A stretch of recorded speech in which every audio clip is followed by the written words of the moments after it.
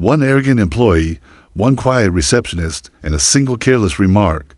By the end of the day, only one of them would still have a job. The late afternoon sun slanted through the tall glass windows of Halverson & Co., casting long streaks of gold across the open-plan office. Dust motes floated lazily in the shafts of light, drifting like tiny galaxies suspended in time. The hum of fluorescent lights blended with the low murmur of printers, the occasional shuffle of papers, and the rhythmic staccato of fingers on keyboards. Phones rang sporadically, their shrill tones piercing the otherwise steady rhythm of the workplace.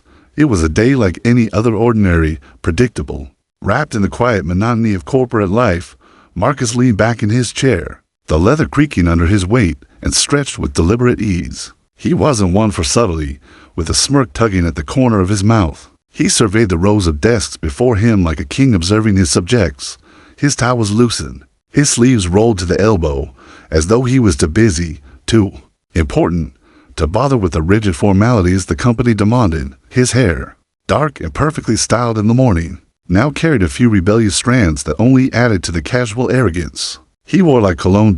He was the kind of man people noticed when he walked into a room, not because of his charm, but because of the weight of his presence. Marcus spoke loudly, laughed louder, and carried himself with the easy confidence of someone who believed the world bent a little in his favor. Some said it was charisma, others whispered it was conceit. Either way, Marcus thrived on the attention. A young analyst walked by, clutching a stack of reports to her chest like a shield. She dipped her head quickly, avoiding Marcus's gaze. He noticed, of course, and let out a low chuckle, shaking his head as if amused by her nervousness. It was the same reaction he'd grown accustomed to over the years, the subtle recoil, the quickened step, the careful silence that followed after one of his careless remarks or offhand jokes. In Marcus's mind, this was harmless banter, just the way office life worked. He thrived on the small power plays, the moments where his words could unsettle someone, leaving them flustered while he remained composed. He liked the feeling of control, the reassurance that he could tip the balance of a room with little more than a grin or raised brow. The office itself mirrored his energy in a way sleek, modern, glass and steel against the warmth of fading sunlight. Each cubicle was lined with personal touches, family photos, small plants clinging stubbornly to life, motivational quotes tacked to partitions. Yet for all its individuality, the place still pulsed with sameness. Routine dictated every hour, and Marcus moved through it as though it existed for him alone, a stage upon which he played the lead. He tapped his pen idly against a folder on his desk, eyes flicking toward the reception area just beyond the glass wall. His gaze lingered for a moment, though not out of interest in the work being done. Rather, Marcus often saw the world in terms of opportunities for amusement, for quick remarks that elevated him while putting others in their place. It was never cruel, not in his mind, just playful, a little reminder of hierarchy. Someone coughed across the room, and Marcus rose to his feet, stretching again as if to remind the office he was there. His movements were unhurried, calculated in their nonchalance. He adjusted his cufflinks, glanced at his reflection in the glass window just enough to check that his appearance carried the same effortless confidence he projected. As he walked toward the reception desk, the golden light followed him, throwing his shadow long across the polished floor. He carried a file tucked under his arm, though it was less about purpose and more about presence. Passing desks, he offered nods and half smiles, each gesture a subtle performance, designed to reinforce his place within the office's unspoken hierarchy. The energy of the room shifted in tiny, imperceptible ways as Marcus moved. Conversations dipped, laughter softened, and chairs suddenly angled away. He noticed, and he liked it. To him, it was respect. To others, it was avoidance. But Marcus never lingered on that distinction. At the reception desk, the late afternoon sun caught the edge of a nameplate resting neatly on the counter. Though Marcus didn't bother to read it, he never did. What mattered to him wasn't the names or the roles of those seated behind the desk, but the opportunity that provided for another small show of his wit, his charm, his casual dominance. The ordinary day, with its routines and rituals, unfolded like a stage play, and Marcus confident, dismissive, unshakably certain, prepared for his next line. The reception area was quiet compared to the bustling rows of cubicles behind it. The late afternoon light spilled generously through the glass facade, pulling in warm patches across the polished floor and catching the faint glimmer of chrome accents. On the furniture, the air here felt calmer, almost sacred in its stillness, as though the endless hum of phones and the clatter of keyboards dared not cross the invisible boundary between the office proper and this threshold of arrival. Behind the sleek reception desk sat Amara. Her posture was composed, her movements deliberate.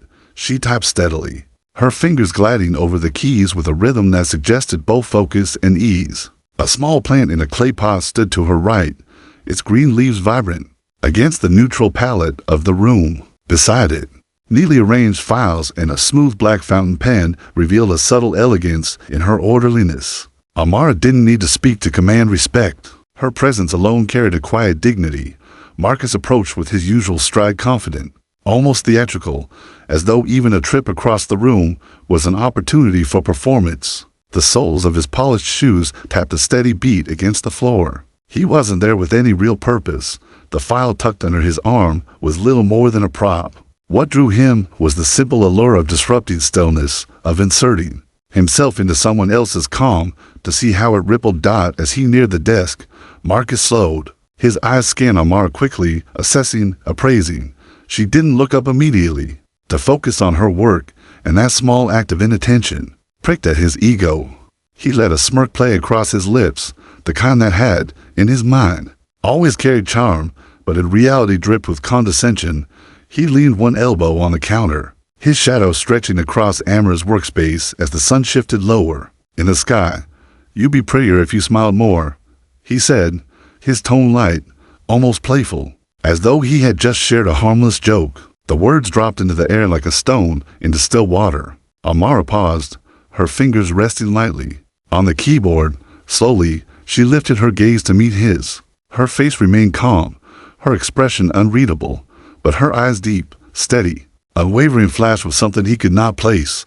It wasn't anger, not quite, nor was it amusement. It was something sharper, something that cut beneath the surface, though Marcus in his arrogance would not recognize it. For a moment, silence stretched between them. The golden light caught the edge of Amara's cheekbone, the curve of her jaw, painting her in a glow that seemed almost regal. She did not smile. She did not frown. She simply looked at him, measured, thoughtful, as though weighing the worth of his words and finding them wanting. Marcus chuckled, breaking the tension he did not feel. To him, it was just a passing remark, a piece of office banter meant to lighten the day. He saw her stillness as proof of shyness, of hesitation, of someone unused to his kind of humor. He mistook her silence for submission. Amara blinked once, slowly, then returned her attention to the computer screen. Her hands moved again, typing, steady as before. As though his presence and his words were little more than background noise, the dismissal stung. Though Marcus would not admit it to himself, he leaned a little closer, lowering his voice conspiratorially. "I'm just saying, you've got a nice face. Don't hide it behind all that seriousness." He laughed again, softer this time, as if inviting her to share in the joke. But Amara did not laugh. She did not even look up. Her calm was not the calm of ignorance, nor the calm of compliance. It was the calm of someone who understood exactly what had been said, exactly what had been implied, and chose not to expend her energy on validating it with reaction.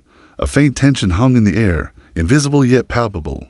The office noises seemed to fade at the edges. The ringing phones and shuffling papers distant echoes against the weight of the unspoken. Marcus shifted, straightening his tie with a practiced flick, convincing himself he had won this small, private exchange.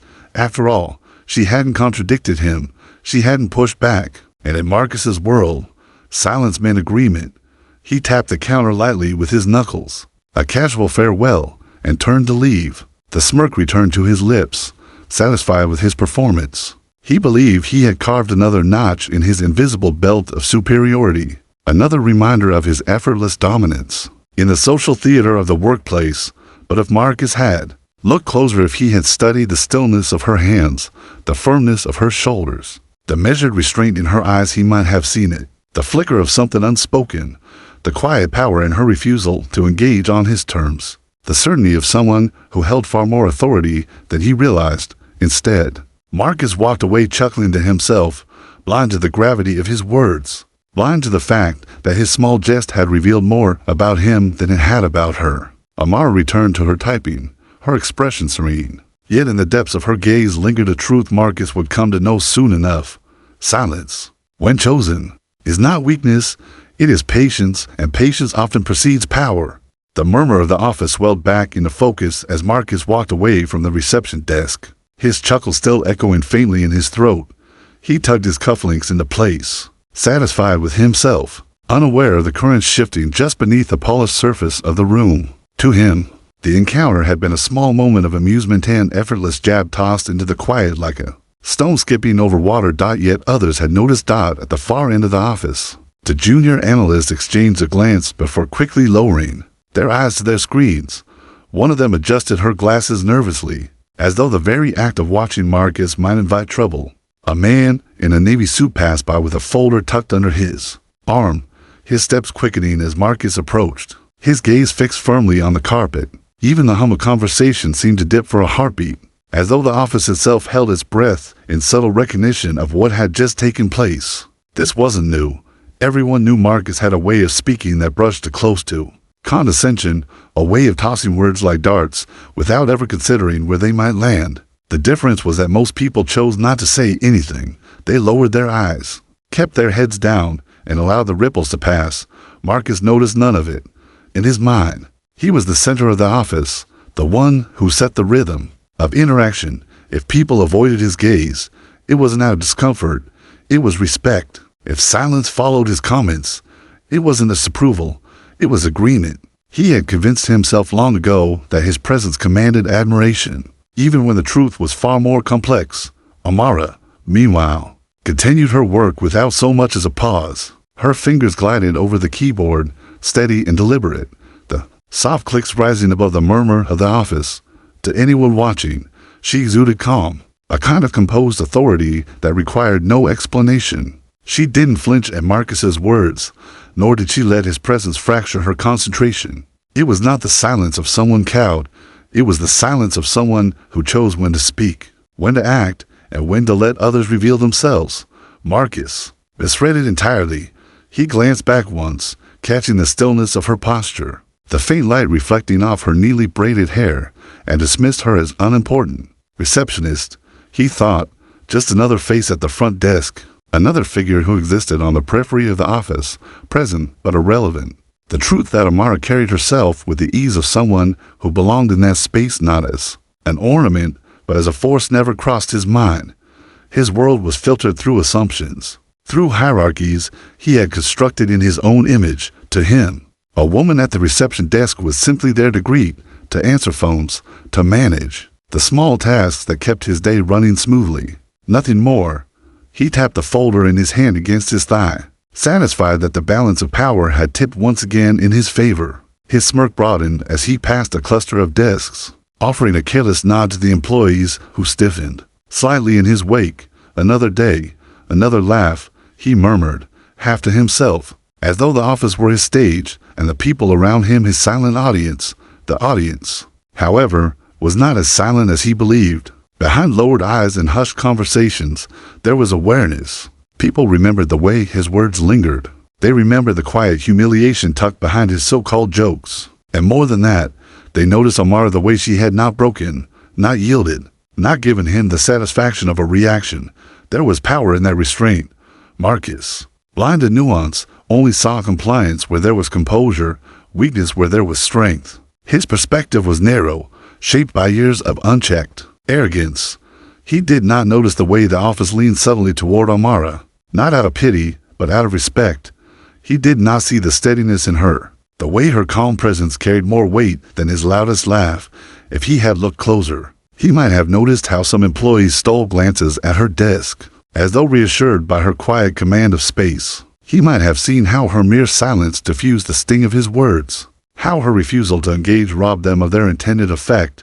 But Marcus never looked closer. He leaned against a cubicle partition, chatting idly with a colleague who forced polite laughter at his jokes. In his mind, the encounter at the reception desk was already forgotten, reduced to just another anecdote in a long string of careless remarks. He saw the office as his playground, and Amara as little more than a fixture in the scenery, decorative, functional, unremarkable. What he failed to see was the shift already underway. subtle but undeniable, beneath the hum of the office, beneath the golden light slanting through the glass. The balance of power was not what he thought it was. Clues lingered in the way others avoided his gaze, in the respect threaded into the silence around Amara, in the weight of her composure. Marcus had built a narrative where he was untouchable, the lead actor in a play that revolved around his presence. The audience, however, was no longer applauding. They were watching, waiting for the moment when the script would flip, and Amara, quiet and steady at her desk, was the one holding the pen. The late afternoon sun dipped lower, softening the light that streamed through the glass walls of the office. The golden warmth that had once made the space feel alive now began to fade into long shadows stretching across desks. The air grew heavier with anticipation, stirred by the subtle ripple of whispers passing from one cubicle to another. Word had spread quickly. There was to be a company-wide meeting in the conference room. Not the routine check-ins or weekly updates everyone was used to, but something bigger, something that had people exchanging anxious looks as they gathered there. The memo had been brief, almost cryptic, and it was enough to set the office abuzz with speculation. Marcus adjusted his tie as he strolled toward the conference room, the confident rhythm of his steps echoing down the hallway. For him, meetings were stages, opportunities to make himself known, to pepper his colleagues with jokes or observations that kept him at the center of attention. He relished the thought of sitting near the front, visible, audible, unmistakable. When he entered the room, the atmosphere struck him as unusual. The long mahogany table gleamed under the soft overhead lights, polished to perfection, and rows of high-backed chairs stretched around it. Employees shuffled in one by one, their voices hushed, their expressions uncertain. Marcus barely noticed the tension. He was occupied with securing a prime spot near the head of the table. Sliding into his chair with a smirk as though it had been reserved for him, he leaned back, crossing one leg over the other, and tapped his pen idly against the glossy surface. Around him, co-workers murmured in subdued tones, some fiddling with their notepads, others staring at the door as though expecting answers to walk through at any moment. Marcus, however, was unbothered.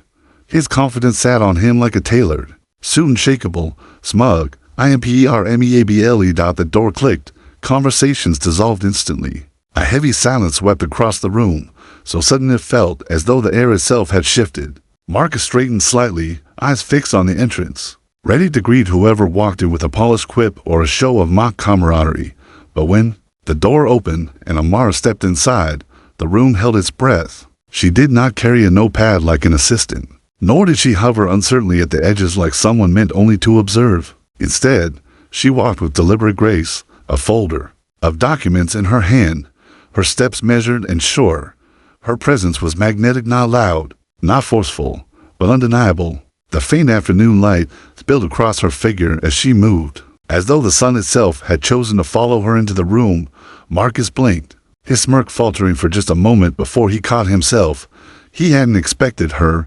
In his mind, Amara's place had been fixed, the quiet receptionist, stationed behind a desk that served others.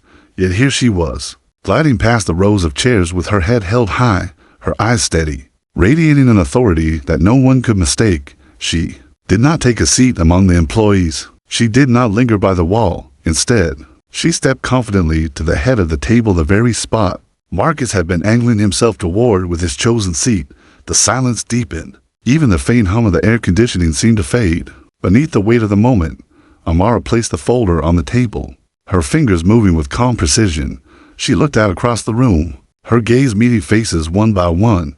There was no smile, no attempt at softness to ease the tension. And yet her presence did not feel harsh, it felt commanding. The kind of confidence that made people sit straighter in their chairs without realizing it. Marcus shifted slightly, the pen in his hand stilling against the tabletop. He forced a faint laugh, as if to puncture the gravity of the moment, but no one joined him. All eyes were on her. "Good afternoon," Amara began, her voice smooth, steady, and resonant. It carried not the hesitant tremor of someone new, but the assured tone of someone stepping fully into her place. "Thank you all for being here." The employees leaned forward, some exchanging quick, surprised glances. They had never heard her speak in this setting, and yet something about her tone suggested that she belonged here far more than Marcus, or anyone else had ever assumed. Marcus's chest tightened, though he didn't quite understand why. He tried to tell himself This was nothing, that she was simply filling in for someone, delivering an announcement on behalf of higher management. But even as the thought formed, it rang hollow. There was an undeniable authority in the way she stood at the head of the table, a certainty that suggested this was not borrowed power, but her own. She opened the folder with deliberate care, the crisp sound of paper unfolding echoing in the stillness. Every movement seemed intentional, as though she had rehearsed not just what she would say, but how she would embody it. Marcus leaned forward, his smirk returning in fragments, though it no longer reached his eyes. "Well," he said under his breath, forcing a chuckle, "this should be interesting." But for the first time, he wasn't sure if the stage was his. The shift had begun. The conference room seemed to shrink as Amara stood at the head of the table. The walls of glass, once making the space feel open and airy, now reflected the tension that thickened in the air. The employees leaned forward, hands clasped, eyes fixed on her. Even the quiet creak of a chair felt loud against the silence that stretched between each measured second. Amara opened her folder, sliding out a neat stack of documents. Her movements were fluid, assured in elegance born not from performance, but from absolute confidence in her place. When she finally spoke, her voice cut through the room with quiet power. "As many of you know," she began, her eyes sweeping the room, "our company has been undergoing a period of transition. Today marks the beginning of a new chapter." The employees exchanged glances. A few nodded, some straightened, but all listened. Her tone was not rushed, not nervous. It carried a weight that demanded attention not with volume, but with certainty. "I have been brought on as the new regional director." The words dropped into the air like a thunderclap muffled in velvet, subtle, yet undeniable. Marcus froze. His pen, which he had been spinning idly between his fingers, slipped and clattered softly onto the table.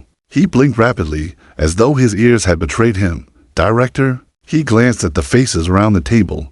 No one looked surprised, not in the way he expected. There were nods of recognition, faint smiles of relief, the kind of reactions that told him he was the only one who hadn't seen this coming. Amara continued, her composure unshaken. "My role here is to ensure that this branch not only meets expectations, but exceeds them. We are restructuring our leadership to align with that vision." Her words flowed like a current, steady and unstoppable. With each sentence, Marcus felt the ground tilt beneath him. He had dismissed her only hours earlier, reduced her to a role she did not occupy, and now she stood before him as the embodiment of authority itself. Amara paused, letting the weight of her announcement settle. She didn't rush to fill the silence. She let it expand, let it press down on those seated around the table until they sat straighter, waiting for her next words. "We will be making several changes to how we operate. Some roles will be redefined. Others," she let the word hang in the air, her gaze lowering briefly to the documents in front of her before lifting again, "will no longer be required." The silence that followed was suffocating. Even the air seemed to still. Her eyes moved deliberately across the table, scanning each face. She did not rush. Each second of her silence was precise, intentional. When her gaze landed on Marcus, it lingered, and in that moment, the smirk he had worn like armor cracked. His lips parted slightly, as if to speak, but no sound came. His eyes darted between her and the other employees, searching for confirmation that this was some kind of joke, some mistake. But there was no laughter, no disbelief mirrored back at him, only silence and the weight of Amara's unwavering gaze. The confidence that had carried Marcus into the room, the arrogance that had wrapped around him like an invisible cloak, slipped away piece by piece. His posture sagged slightly, his chest no longer puffed. The casual superiority he had displayed in every interaction was met now with something he had not prepared for: accountability. Amara's voice remained steady, professional, yet laced with a quiet firmness that left no room for misinterpretation. "Professionalism is not optional. Respect is not optional. The culture we build here will reflect that truth." Her words were not directed solely at Marcus, but the weight of them landed squarely on his shoulders. He could feel it, heavy and unrelenting. She flipped a page in her folder, her composure unbroken. Leadership requires more than performance metrics. It requires integrity, respect, and the ability to uplift those around you. Without these qualities, there is no place for growth, and there will be no place for excuses. Marcus's throat tightened. He opened his mouth again, desperate to object, to explain, to claw back the control he had lost. But before he could form words, Amara's eyes met his once more, calm, steady, unflinching. It silenced him more effectively than any raised voice could have. Around the table, employees watched with a mix of fascination and vindication. For years, they had endured Marcus's arrogance, his offhand remarks, his casual disregard for dignity. Now, in the space of a single afternoon, the balance had shifted. The power he had wielded so carelessly was dissolving before their eyes. Marcus felt the eyes of the room on him, pressing into his skin. The heat of embarrassment crawled up his neck. He forced a small, brittle laugh, attempting to mask the unraveling of his confidence. "Well, I didn't see that coming," he muttered, but his voice cracked, betraying him. No one laughed. Amara didn't need to respond. She simply turned a page, continuing with her outline of the new structure, her voice carrying forward with calm authority. Each word, each pause, underscored the truth Marcus could no longer escape. The power he believed was his had never truly been his at all. And as his smirk dissolved into silence, he realized that for the first time in years, he was not the one at the center of the story. The air inside the conference room thickened until it seemed to press down on every chest. Slowing each breath, Amara stood at the head of the table, her composure a still flame that illuminated the room without ever flickering. She did not need volume or theatrics. Her authority radiated from her very presence. Marcus, however, could feel the walls closing in.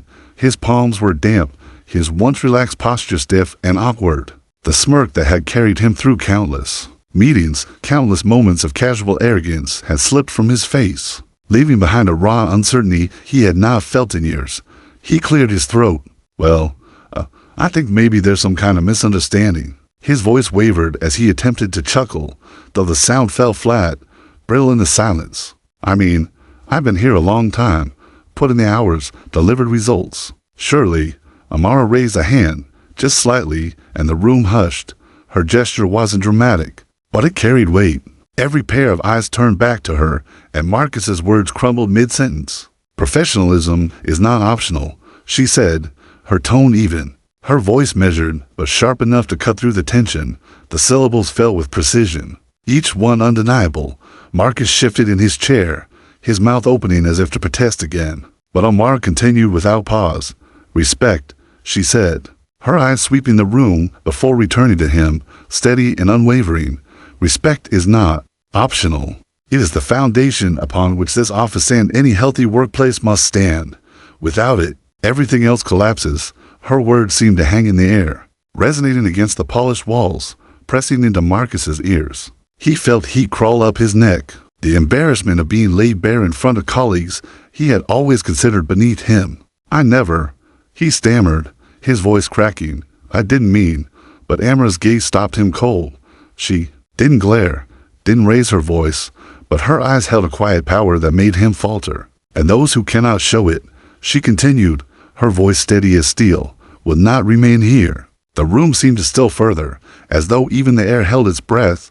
Around the table, employees watched in silence, some with widened eyes, others with subtle, restrained satisfaction. The balance of power had shifted completely, and every person in the room could feel it. Marcus swallowed hard, his throat dry. "Wait," he began, desperation slipping into his tone. "I can do better. I didn't mean any harm. Really, it was just a joke, just a joke," Amara repeated, her tone calm, unyielding. "A joke at someone else's expense is not humor. It is disrespect, and it corrodes the trust we are here to build." Her words struck him like blows he couldn't deflect. He looked around the table, searching for allies, for even one sympathetic nod, but found none. The employees he had once dismissed, the ones he had silenced with his smirks and offhand remarks, now avoided his gaze not out of fear, but out of a refusal to shield him. Amara opened the folder before her, sliding a single document forward. Her pen rested neatly in her hand. "The restructuring begins today," she said, and with it, accountability. The sound of the pen scratching across paper was deafening in the silence. With a single signature, she finalized what had already been decided. Marcus's heart pounded in his chest, each beat echoing louder than the last. He leaned forward, his voice breaking. "You can't just. I've been here for years. I know how this place runs. You need me." But even as he spoke, the words felt hollow.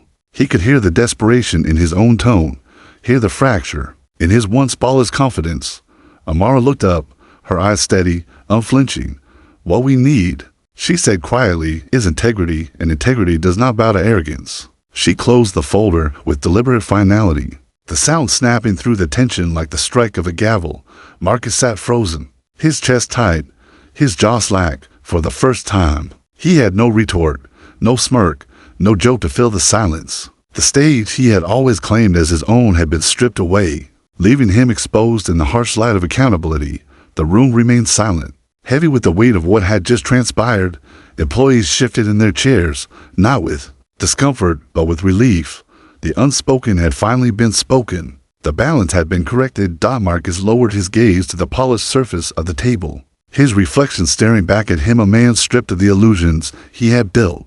Amara stepped back from the head of the table, her posture as composed as when she entered. She had not raised her voice once, yet the room reverberated with the force of her authority. For Marcus, there was no laughter left, no smile, only silence. And for everyone else, there was clarity. The rules had changed, and dignity had been restored. The meeting dissolved slowly, like a tide retreating from the shore. Chairs scraped gently against the polished floor as employees rose one by one, their voices hushed, their glances lingering on Amara with a new kind of reverence. Papers shuffled back into folders, pens clicked closed. But the room itself seemed changed, as though the walls had absorbed the weight of what had just occurred. Marcus remained seated, rigid and silent, his once commanding posture crumpled into something smaller. His gaze stayed fixed on the table, but he no longer saw his reflection in its glossy surface. Instead, he saw fragments of himself breaking apart, confidence stripped, arrogance unmasked, power dissolved with the stroke of a pen. For the first time, he was forced to confront the truth he had spent years ignoring. Words have weight, and the smallest act of dismissal can echo louder than any achievement. Amara closed her folder with a measured calm, gathering her things with unhurried grace. She did not look triumphant, nor did she revel in the silence that surrounded Marcus. Her authority was not drawn from crushing others, but from carrying herself with dignity that could not be diminished. She adjusted the strap of her leather bag, her movements quiet yet resolute. As she walked toward the door, every eye followed her. There was no applause, no outward celebration, yet the room felt lighter. The employees, who had long endured Marcus's careless remarks, his thinly veiled condescension, seemed to breathe more freely. The air no longer carried the tension of unspoken grievances, it carried respect. The hallway stretched ahead, washed in the amber glow of the setting sun. Long beams of light cut across the floor, painting golden paths that seemed to lead directly toward the exit. Amara walked them with steady steps, each one echoing softly in the stillness. The world outside beckoned, the day surrendering itself to twilight. The sky teemed with streaks of orange and violet. When she pushed open the glass doors of the building, the evening air embraced her cooler now, carrying with it the faint scent of city streets settling into night. She paused for a moment on the steps, looking out at the horizon where the sun dipped low, its brilliance softening into something more tender, more reflective. Her presence in that moment was calm but commanding, like the sun itself, steady, undeniable, and impossible to look away from. Behind her, the office continued its hum, but its rhythm had shifted. Where once Marcus's arrogance had filled the silence, now Amara's example lingered. Her composure had redrawn the map of authority, reminding everyone who witnessed it that respect was not a courtesy to be granted at whim. It was a non-negotiable foundation. For Marcus, left behind in the conference room, the lesson burned quietly, painfully. What he had dismissed as harmless, a joke, a smirk, a thoughtless phrase, had revealed itself to be far heavier than he imagined. Words that belittle may seem small to the one who speaks them, but to the listener, they can cut deep, undermining dignity in ways that are not easily forgotten. He had underestimated Amara. He had seen only what he wanted to see, a quiet woman at a desk, someone he assumed existed in the periphery of his stage. But appearances are not truths, and identity is never a measure of worth. That miscalculation had cost him far more than pride. It had cost him opportunity, respect, and the very position he thought unshakable. Amara, however, did not need to look back to know this. She did not need validation or acknowledgement. Her strength lay not in Marcus's downfall, but in her unwavering refusal to let his dismissal define her. She walked forward into the evening light, each step a testament to the power of composure, patience, and integrity. The moral of her story was not shouted from rooftops, nor written in bold letters across the sky. It existed in the quiet dignity of her walk, in the silence she carried with her, in the lesson etched into the minds of everyone who had witnessed what unfolded. Never dismiss the dignity of another person. The respect you withhold may be the very bridge you one day need. The sun sank lower, the city shifting into shadow, and Amara's silhouette stretched long across the pavement. She was neither hurried nor hesitant. She simply moved forward, calm and certain, leaving behind a building that would never forget the day its balance of power was rewritten, not with anger, not with force, but with quiet authority that proved stronger than both. And as the last rays of sunlight clung to the horizon, the story closed not with Marcus's downfall, but with Amara's quiet victory, a reminder that true power is never loud. It is steady, it is dignified, it is respect embodied.